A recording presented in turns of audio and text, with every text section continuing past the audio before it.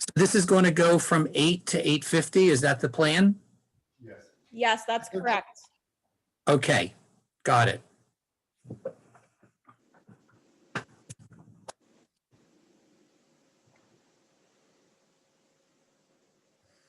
So it's 8. Can we start? Is that the Yeah, plan? ready when you are. Okay, wonderful. Well, thank you, everybody. Thank you for coming to Torathon and for coming to this session tonight. I know that some of you are not sharing your video now, and that's fine, but I would encourage you to do so. It would be nice to see more faces. It is nice to know that we have a minion here, so in case we need to, dive in at some point, but I don't know if we'll have time for that. This session is called Hero Along, and it's the beginning. The title is the beginning part of the title of a book by Sarah Horowitz. I'll show you the full title in just a few minutes. What I'd like to do tonight is to tell you a little bit about Sarah's story, her background and her story, how she came to write this book, and tell you, show you something about her, because she's just an incredible person, one of the most incredible people I've met. So I'm the rabbi at Beth Tikva in Westboro. I also have been doing work for the Federation over for the past 11 or 12 years or so. And I have a third job too. I'm the Jewish chaplain at a high school called the Phillips Academy in Andover. It's a boarding school. About 3/4 of our students are boarders. And as part of that, we run every year a weekend called Jewish Cultural Weekend. I'm the faculty advisor for the Jewish Student Union, the JSU, and we have a cultural weekend every year at the end of January, and we bring in speakers, sometimes performers, sometimes speakers. And so several years ago, I'm going to say about 4 or 5 years ago at this point, we brought in Sarah Horowitz, who at the time was the former speechwriter for Michelle Obama. That was her major claim to fame. Her backstory is that she was a Jewish girl from Wayland. Her family belonged to a synagogue. She went to Hebrew school. There were issues with her in the school. They took her out, put her in another Hebrew school. She had a bat mitzvah, and for the most part, after that, dropped out of Jewish life. That is unfortunately a story that the kind of story that I know many of us are familiar with. She's incredibly bright. She went on to college. She went to Harvard Law School. She practiced law for a while. And then through some of her Harvard Law fellow students and alumni who got into political speech writing, she was recruited to be a speechwriter. And she started writing speeches for Democratic candidates. She wrote for John Kerry, a couple other people here and there. And then she wrote for Hillary Clinton when Hillary was running against Barack Obama in the 2008 primary. Hillary lost that, and she was recruited by Barack Obama to write speeches for him. And she did that for a while. And then she also started writing speeches for Michelle Obama. And she found that she was much more compatible in terms of what she calls her voice with Michelle. They just had an incredible chemistry with each other. And so she transitioned when the Obamas were in the White House from writing for the president to writing for Michelle Obama. Now, some people, it's a very unusual career move in the speech writing world. You want to work your way up to write for the president. But in this particular case, I'm not sure it was I think it was maybe a bit of an upgrade because Michelle Obama is just incredible. So for like 6 years, she wrote speeches with Michelle. And in her personal life, she, and I'm not telling tales out of school here because she talks about this all the time. She was about 35, 36 years old, living in Washington, D.C. She was single and she broke up with a guy. And so she had a lot of time on her hands. And so she was invited to participate in an Judaism class at the JCC in Washington. And she attended that class, and that began to be the beginning of her really return to Judaism and to Jewish life. That was part one of it. And the second part was when she attended a Jewish meditation retreat. It's an organization called the Institute for Jewish Spirituality, IJS, and they sponsor all kinds of retreats and training programs. So she attended that retreat, and the combination of that and the intro class set her on a path of discovery of Judaism, which she had been a lapsed Jew pretty much for most of her young adult life. So before that happened, we brought her to Phillips to speak about her experience as a speechwriter for Michelle Obama. She was our speaker for Jewish Cultural Weekend. And she suggested to me, rather than her getting up and speaking and giving a frontal presentation, that I interview her on stage. And that's what we wound up doing. I have to say that I brought various speakers from various jobs over the years, and I had to do more prep for that presentation than I had to do for any other. I didn't have to give a 3-minute intro and then turn it over to the speaker. I found that the quality of an interview often depends on the quality and the caliber of the question. So, I really worked hard at that. We picked her up, my wife Carol and I picked her up at a restaurant in Cambridge during the day where she was meeting her dad. Her dad was in his early 70s at the time, and he had gone back to enroll in a master's program in Middle East Studies at Harvard. So she had lunch with her dad, and at that time she had started working on the book. And I don't remember how much I knew about the book she was writing until she was in the car and we started talking, and she was in the back seat. And she just started talking about this book, and she had the outline in her head and all these ideas. And I was trying to pay attention, but the traffic in Cambridge was really bad. So I was sort of listening with one ear. But that was her working on the book, and the book became, exploded onto the Jewish scene. I want to show you the full title of the book. I believe it's here. The full title of the book, to me, this title, there's a lot of meaning in the title. It's Here All Along, Finding Meaning, Spirituality, and a Deeper Connection to Life in Judaism. And then in parentheses, and over here it's in pretty small print, this is what the book cover looks like, after finally choosing to look there. So there's an autobiographical element in her title that she kind of abandoned Judaism for the most part after her bat mitzvah, and then she finally chose to look again. And this is what she found. And here all along, it's always been there. Jewish tradition, Torah, whatever you want to call it, was always there for her and anybody else that wants to find it and seek meaning and find meaning in it. And it finally happened for her. So I love the title because it really is a glimpse of her journey. I want to show you a clip from an interview that she did. And by the way, when the book came out, she was interviewed all over the place in Jewish circles, in non-Jewish circles. She was on an incredible amount of podcasts. Everywhere you turn, all of a sudden there she is speaking on a podcast. The book got a lot of play. So I want to show you a clip from an interview that she did at a bookstore in Washington not too long after the book came out. The bookstore is called Poetry and Prose. And she was interviewed by Dana Bash, who some of you might know from CNN.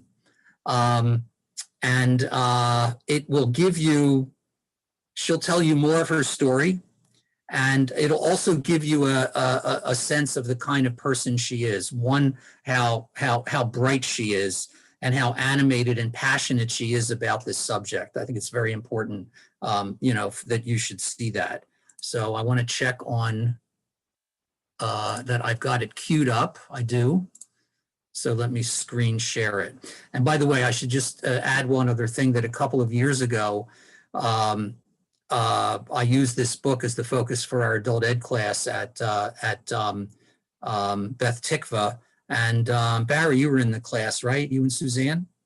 Oh, you weren't in the class. Suzanne was in the class. Yes, Suzanne was in the class. I was not, and she handed me the book again and said, "Maybe now it's time you read it." Aha. Okay. All right. So so you're not double dipping tonight then. All right. So here is Sarah being interviewed. This is about close to an hour interview, but I'm just going to show you about 10 minutes worth.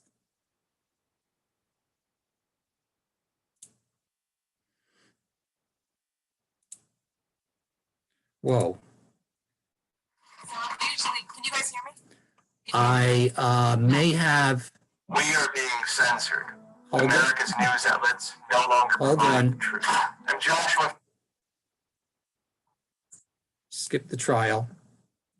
I think I forgot to click on that little box that says share the video or share computer sound. So I'm going to do that. Now we should be good to go. I'm not good at multitasking, by the way, if you haven't noticed. Just out of curiosity, how many of you attended Oh my. to gain access and potentially to exert leverage? And that So was the it purpose skipped ahead. of, Hang on. Skipped ahead to the next interview. Hold on. Let's see. Oh, I think mine's on, right? How about mine? Is mine on now? You can hear me? Okay. So, because the nature of my job is such that I don't get to tell people I'm interviewing how awesome they are. So this is a great treat to be able to tell the person I'm interviewing how awesome you are. And that's an understatement. This book is incredible. I absolutely loved it. And I actually got 2 copies because I left one at the pool on vacation.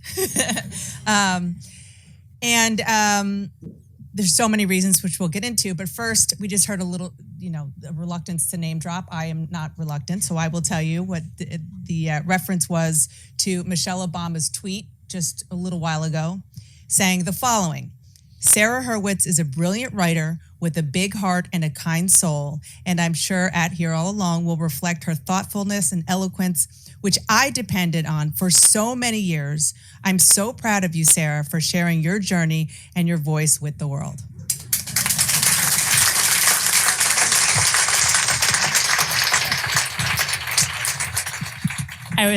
I still like hearing it. I get a little choked up. I was lucky to work for a singularly extraordinary woman. It was just, I cannot get over my luck in working with her and so many of my amazing colleagues in that office who are here tonight. And I just have to say before we get started, you're awesome. Like, I have spent my entire career in politics watching this woman do the most important work in our democracy with such courage and intelligence and fairness and common decency. And it is awe-inspiring. It is so important. And this is like amazing. And Lissa, you are the best. You've been my friend and mentor for so long, and I am so happy you're here. So, all right. I just have to say the things that are true. So because I started with Michelle Obama, that was a pretty big job that you had, completely separate from this book that you did about your journey in Judaism. Before we get into the specifics of the book, talk about the transition from being at the White House, from being Michelle Obama's speechwriter, to finding your way as a Jew, as an adult. Yeah, I mean, it's a really big transition, right? Writing for someone like Mrs. Obama, she knows who she is and she always knows what she wants to say. So that job is to basically type very fast as she tells you what she wants to say, and then to arrange it nicely into, on a page. It wasn't my voice, it was her voice. It was her words, her ideas, her language. So that was a very different role. And suddenly now I'm using my voice, right? Which is sort of, it's like, what is my voice? How do I find this? And I think also the transition from writing to be heard to writing to be read, very different skills. So I just said very different skills, which is a sentence fragment. And I don't think anyone here was thinking like, whoa, that grammar, not acceptable, right? It's like written language is so unconstrained, right? You can do a lot, whereas spoken language is so unconstrained, whereas written language, there's like punctuation and grammar. And that was really, had to learn how to use commas. So that was different. Except on Twitter. Except on Twitter. That's some right, places. except on Twitter.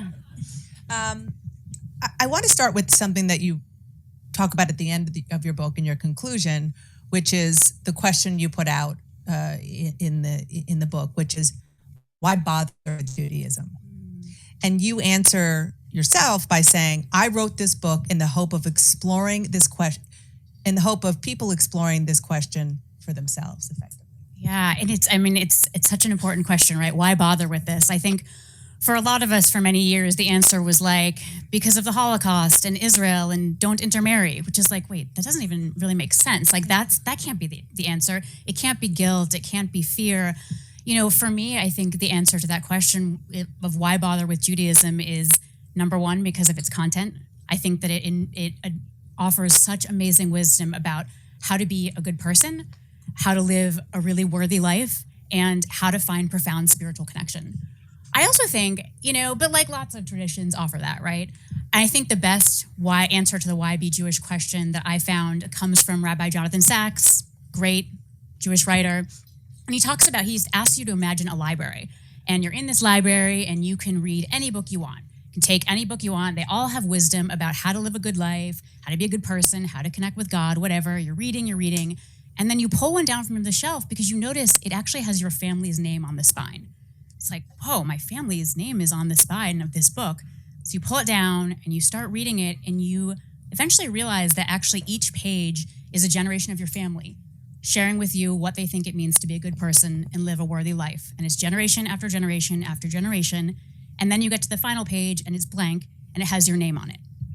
Now, are you going to just put that back on the shelf? Maybe. I wouldn't. And I sort of think that in a way is what, it's like, that's part of why Judaism, right? I think there's a lot of moral wisdom in the world, but this is mine, right? This is the wisdom of my family and my ancestors generation after generation. So I think, is that rational? No. Is it still really important? Yes. And you weren't posing that question just for the reader. You started out posing that question for yourself, because like a lot of people in America who are born Jewish and have a Jewish identity, a lot of it is cultural, not as spiritual, very assimilated. And, sadly, a lot of us as American Jews have a, first, second grade education as a Jew, and you were not alone. You were one of those people, which you're very, very open about, and you're open about as being a kid, how much you didn't like it, which so true. Which makes you in good company with a lot of kids who are going to Hebrew school. Yeah, I think that you put your finger on something really important, which is that I think a lot of the most amazing, edgy, insightful, radical wisdom in Judaism is not really accessible to children, right? Like there's lots of fun stuff in Judaism for kids. I don't mean to, put that aside, but like you can't really begin to appreciate it until you are probably about a teenager, which is precisely when we all stop learning, right? Which is kind of an unfortunate mismatch. And so as a kid, I just thought like, this is so boring. And this man in the sky God is so dumb. Like I just, even as a 12-year-old, I just thought like, really? Do people buy this? But I didn't have the maturity and the intellectual development to understand what Judaism had to offer. And I think as an adult, returning to it with a grown-up's mind, I'm just able to find so much radical, countercultural, interesting, moving guidance about what it means to be human. And how did you begin to make that search as a grown-up? Yeah, it's a funny story. This was not like a big existential crisis or some, deep spiritual journey. I broke up with a guy I was dating. I had a lot of time on my hands and just needed to fill it. And someone sent me an email about an Intro to Judaism class. And I just thought like, that sounds like a Wednesday night. That's great. I'll just do that. I know. Everyone's like, no, but you were looking for me. It's like, no, I really was looking to fill 3 hours. And so, seeing these materials, these texts as an adult, it really moved me. So I took another one, and one of my friends was like, really? Like, do you walk into these classes? And they're like, all right, Sarah Hurwitz, who brought the ringer? Like, really? But I didn't know very much. I knew as much as the people who were Which was converted. hard as With my name, point, with your right? name. It's like people everyone assume you know everything. assumes that I'm like a rabbi, and I was not. So bad. I mean, the people who were converting knew much more than I did. They were much more converted, much more committed, much more learned, which is pretty amazing, right? I'm a big fan. Jews by choice brings so much to Judaism. Big fan. And so I started learning, and I did a lot of reading. That was my way of learning, was just reading books, because for the cost of a library card, you can have a private lesson with the greatest Jewish minds in history, right? You can just sit down with Abraham Joshua Heschel and hear from him. And I think that was, for me, a great way to learn. And you were in the White House still at the time. Yes. And one of the things, I was laughing out loud at the part of the book where you sidled up to the bar, I think it was a bar, with your White House colleagues, and you're like, what are you talking about? And they said, oh, we're talking about the afterlife. And you're like, oh my God, let's talk about the afterlife. And they looked at you and said, no, like after the White House.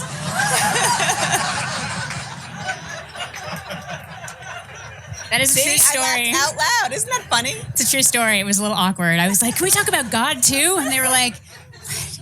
One of them is actually here tonight who was with that conversation. It was definitely, it was a little, right. It was, I remember when I went to my first Jewish meditation retreat, and, this was like this wild experience where you're like praying and meditating for a week, and you're out in the woods and you're talking out loud to God. We're going to get to this. We're going to get to this. But I got back from vacation, and we were sitting around, and everyone was talking about what they had done. And it was like, oh, I went skiing with my girlfriend. Oh, I had a staycation. And my boss was like, so what did you do, Sarah? And I was like, not much, quiet.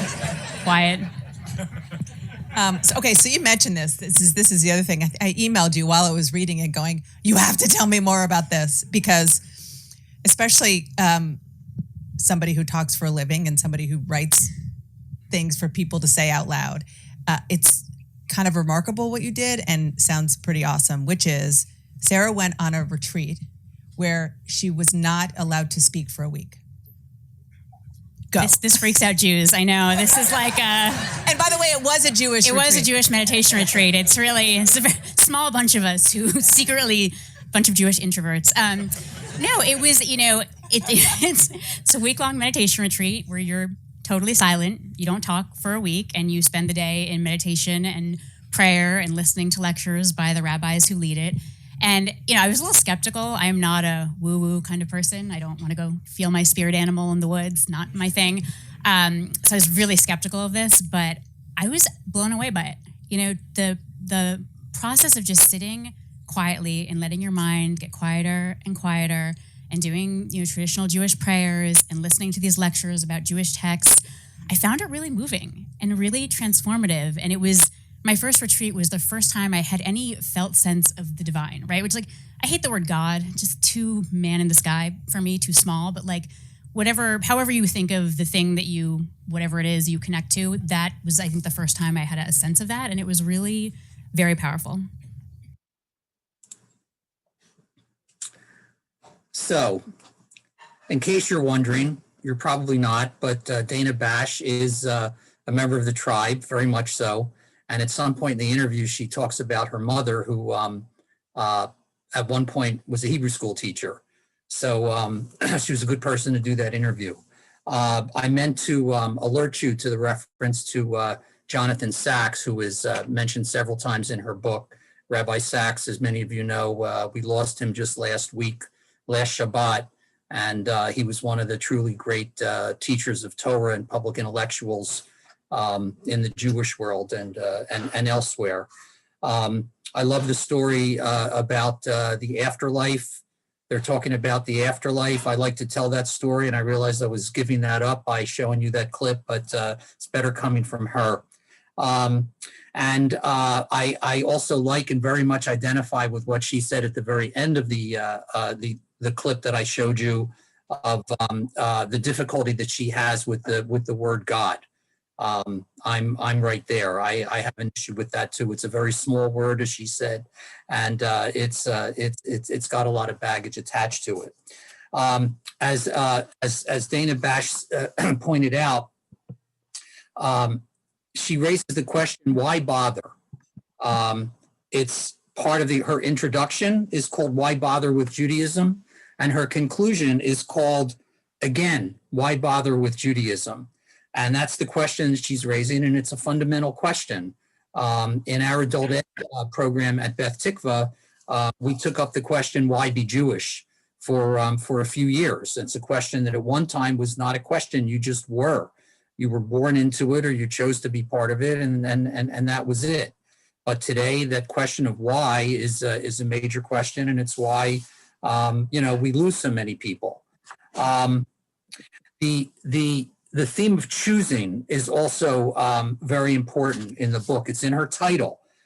She says, finding meaning, spirituality, after finally choosing to look there. As an adult, she chose to, reconnect with Jewish tradition. And she talks a lot about choosing and that option of choosing to be in or choosing to be out. A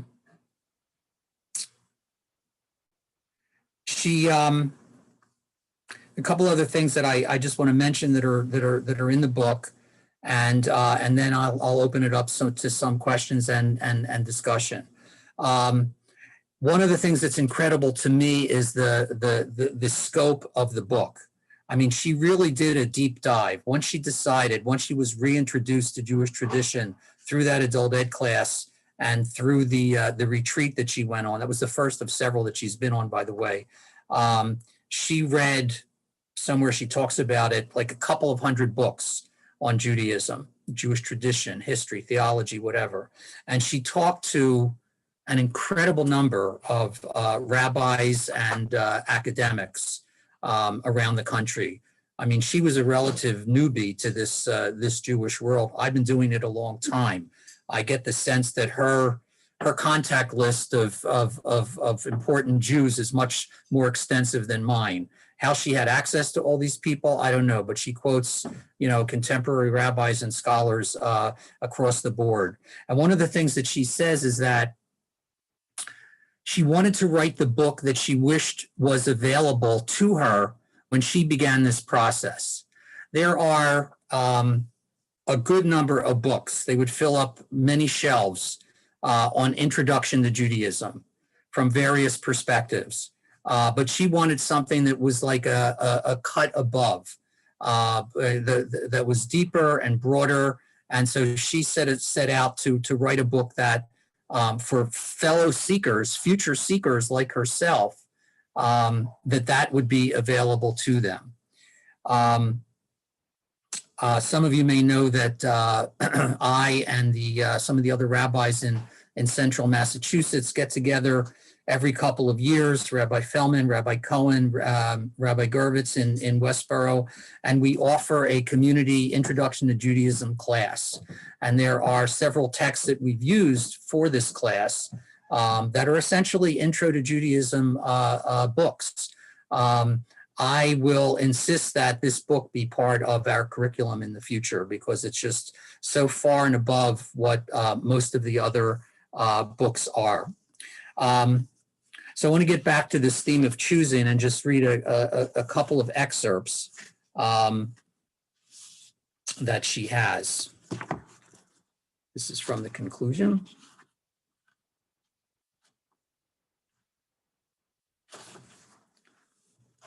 So she says, I wrote this book because I believe that through our individual seeking and grappling, we don't just discover, but collectively help create the kind of Judaism that is worth grabbing hold of. From Rabbinic Judaism to Kabbalah, Hasidism, Reform Judaism, at moments of upheaval for the Jewish people, when the religion they were practicing no longer made sense in the context of their times, Jews have created new forms of Judaism to meet the needs of their souls and the circumstances of their lives. And she reminds me of a commentary on the opening words of the Amidah, which starts with the opening blessing, Baruch atah Adonai Eloheinu ve'Elohei avotenu, our God and God of our ancestors. And commentators have said that on the one hand, we inherit our tradition, our God, as it were, from our ancestors. That's the tradition that we have gotten from our parents and our grandparents and going back many, many generations. But it's not just enough that we inherit, that we get the God of our ancestors. It's our God. We have to reshape and rethink for every generation, because things are always changing, what that God or that Judaism is going to mean for us. So it's a constant process of recreating. And so she says to undertake this effort, which is to become more Jewishly aware and knowledgeable, we must first decide that there is something worth showing up for, something in which we're willing to invest our time, trust, and hope. That is the paradox at the heart of this book. To create the kind of Judaism that is worth choosing, we need to start by choosing Judaism. So we choose it, but then we opt in and we help to shape it for ourselves and for future generations. She also talks about what she considers to be, and I love this phrase that she uses, the beating heart of Judaism. And she talks about being a speechwriter. One of the things that I like about the book, by the way, is that she intersperses her own personal stories and personal experiences into the book. And she talks about what it is to be a speechwriter, that if you take a complicated policy that the lawmakers are putting together, and you have someone you're working for that wants to write a speech about it, people don't really care about the technicalities of the policy. And in fact, you're going to lose them if that's what you write about. The beating issue for them, and she gives like healthcare for an example, the beating issue for people is where they live it and feel it every day. So that it's a speechwriter's job to cut through the policy jargon and find that beating heart. And that's what I love that expression. I never heard that expression from anybody. And she says that's what she's trying to do coming as a speechwriter. She's trying to find the beating heart of, for myself and others, of Judaism and what's important about it. She also talks about what for her is the core animating idea of Judaism. And that is the idea that each and every person is created b'tselem Elohim. Each and every person is created in the image of God. And that for her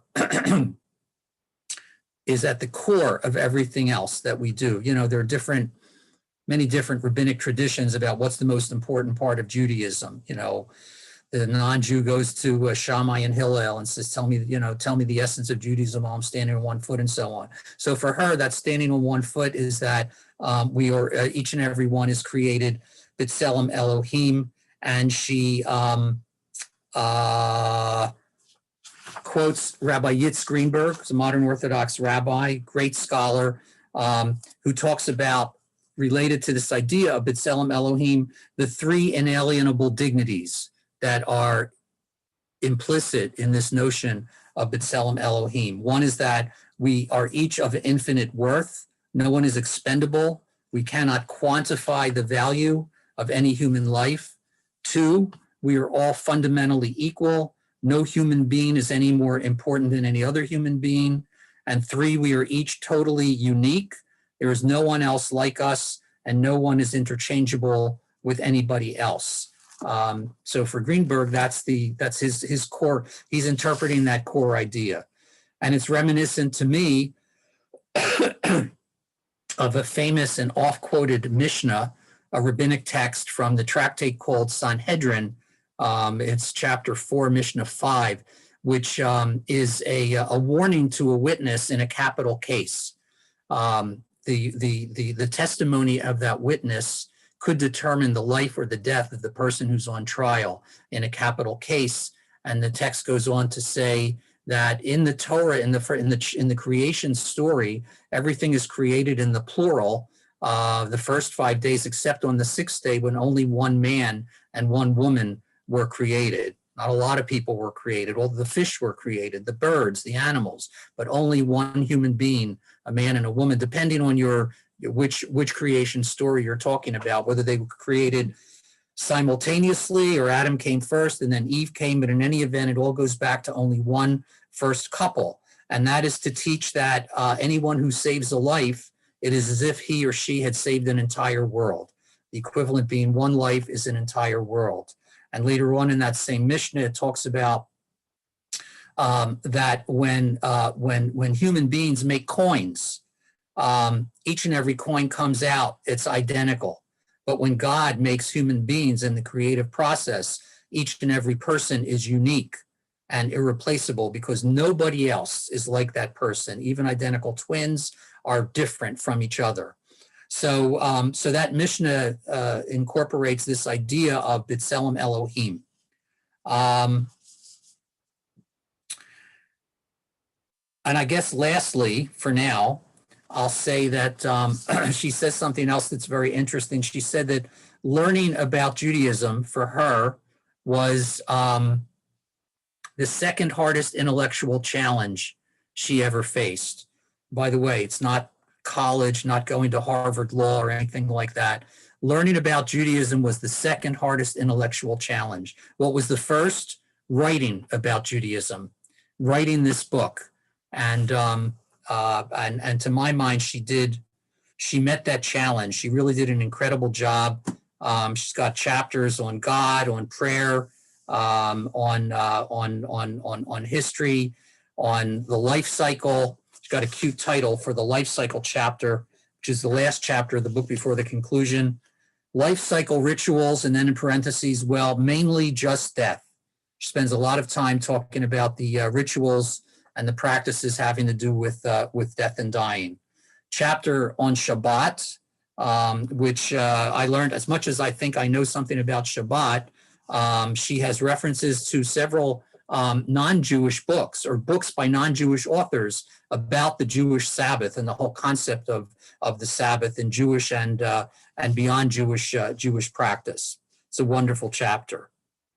Let me stop there. I see that we got a notice that we only have about 10 minutes left. Let me ask for your thoughts, your reactions, your questions, because I got nothing else at this point. If you'd like to say something, please, Deborah, is your hand up? I can't wait to read this book. It's interesting. I feel as if I actually was an bat mitzvah when I was 50. And it really started in the same kind of journey. I mean, I'd always practiced. Just, I didn't know really what I was getting out of it. As a Reformed Jew, I just didn't feel that much. And then I finally decided I had to figure it out. And my one question really was that everyone I knew who was dealing with pain would always say, well, God helps me get through it. And I felt like Judaism had never given me an answer. But then I thought, before I throw it out and go somewhere else, I better check. And it was interesting because Reformed Judaism then had a healing prayer. And that was like, oh, really? And for me, they had music. And music is my heart. So that was the journey that I'm still on. Mm-hmm. But I still have problems with God and spirit. As a scientist, I still struggle with that a lot. So thank you for doing this. I think it's something that I'm going to look at really closely. Well, thank you for sharing that with us. Based on the little bit that you just shared with us, I think you really would get a lot out of this book. And her chapter on God, by the way, is very complex. And she identifies maybe something like 10 different concepts of God that are all within the Jewish tradition, from the most traditional personal God to God as a process in the universe, to predicate theology. She sort of covers the gamut, can't go into great detail on any one of them, but she gives you a taste of some of the options that are available within Jewish, within the Jewish community and within Jewish tradition. So, and by the way, probably should have mentioned this at the beginning as a disclaimer. I'm delighted you're going to get the book, Deborah, because I get 10% of the proceeds from any books that are sold tonight. Wanted to make sure I would be upfront with everybody. Howard, is that you? Did you have something you want? Yeah, I had a question. Yes. So, putting on your pulpit rabbi hat, what things did you learn from her and from the book that might be helpful in, developing ways of getting people in her generation to join our synagogues? Well, that's a really good question. I'm not sure I have a clear answer for you. I will say that, as much as I was familiar with a lot of what she had in the book, I learned a lot. I still learned a lot from her. And sometimes I learned not necessarily what she was saying, but how she was saying it in a way that was, made it maybe more approachable and more understandable than I had previously articulated, some of those concepts.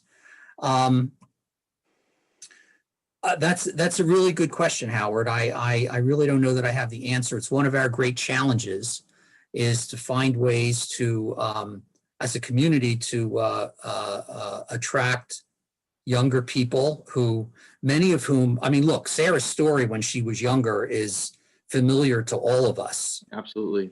The idea of, of the bar bat mitzvah, being the end point, as much as we try to tell kids, this is just the beginning of your adult journey into the Jewish world. We lose a lot of kids at that point. And some of them come back and some of them not until they're, they have kids of their own and they want to give, their kids, a Jewish education. One, because they want them to have a bar bat mitzvah, or two, because, well, they suffered, so they're going to make their kids suffer too. I don't know. It's a very complicated question, but it's, it's an outreach question, and I don't have any, simple answers to that. I gained a lot of personal insights from it, and her as a model for someone who came back to it is, something for us to think about as to how can we make those kinds of experiences accessible to our younger people.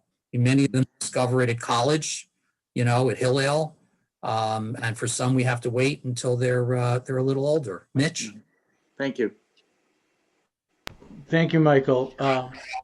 First of all, this is a wonderful presentation. I interviewed Sarah on my radio show here in Worcester about 2 months ago. I host Shirim on WCUW.org every Sunday night. Jewish music, 8 o'clock. There's a plug. And we talked about the book. I actually taught long after she was there at the same temple where she went to religious school in Wayland. And I think she has one of these beautiful advantages in that she's looking for a synagogue from the outside. Those of us who are on the inside already know what we have, but we don't really tend to know what someone else is looking for. And there are so many interesting things going on. I'm a musician. I lead services from the drums about 50 weeks a year, not since COVID. I'll be leading a service next Saturday morning online from the drums. And there are, like, the Let My People Sing is a really interesting program at the Isabella Friedman Jewish Retreat Center. It attracts 300 people every time, but these are all young people who don't want to belong to a synagogue. So but Sarah's book is just like, as soon as I talked to her and I read the book, I said, I'm going to include it in my adult ed. I'm going to include it as a textbook. It's just because it's written from the perspective of someone looking as opposed to someone from the inside. And she's such a good writer. And you saw how personable she was. So yeah, go read the book.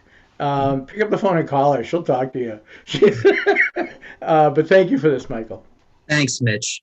Victor and Bunny, I'm told, have their hands up. I didn't see it. Sorry. Yeah, it's okay. It struck me the role of serendipity in her journey, that just when she had the Wednesday night available, that the learning was available. But then I realized that, you know, there's a midrash about when Moses was passing the burning bush, that lots of people had passed the burning bush, but only he turned aside to see it. That it took that person that was open and willing and ready to accept that input. So we just have to make sure to keep giving people input and making sure it's available when they need it. Right. Thank you. Yes, it's here all along. That's the beginning of the title.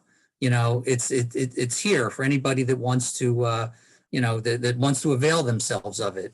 You know, we do the best we can in Jewish, you know, supplementary education, but we've got the kids for so little time during the week, and it's such a peripheral part of their experience as they're going through school and doing sports and taking music lessons and everything else, that it's hard to really convey the depth and the beauty of Jewish tradition, you know, especially when they're young, and we have to, I'm not sure I want to use this expression, but I'll say it, you know, we have to dumb it down to the level of, you know, they're kids, elementary school kids for the most part. So when they leave, and I think she talked about it in the interview, you know, they come away with what some people have called a pediatric Judaism. You know, they get it at the age of, up to the age of 13, and sadly they don't continue on. That's one of the reasons the reform and the conservative movement started confirmation as an incentive to get them to continue on for another 3 years. And once they're teenagers, you can begin to present the tradition on a more sophisticated and on a deeper level. There was once a proposal in some circles to delay the bar bat mitzvah to age 16 so that we would keep them longer and delay that carrot at the end of the stick, so that we would have them into their teenage years when we can present something more sophisticated. So, and Deborah wrote in, they remember the stories. Yeah, the story and storytelling is very, very important.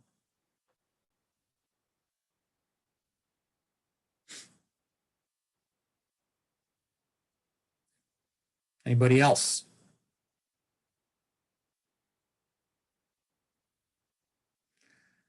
Heather, could I ask you a question?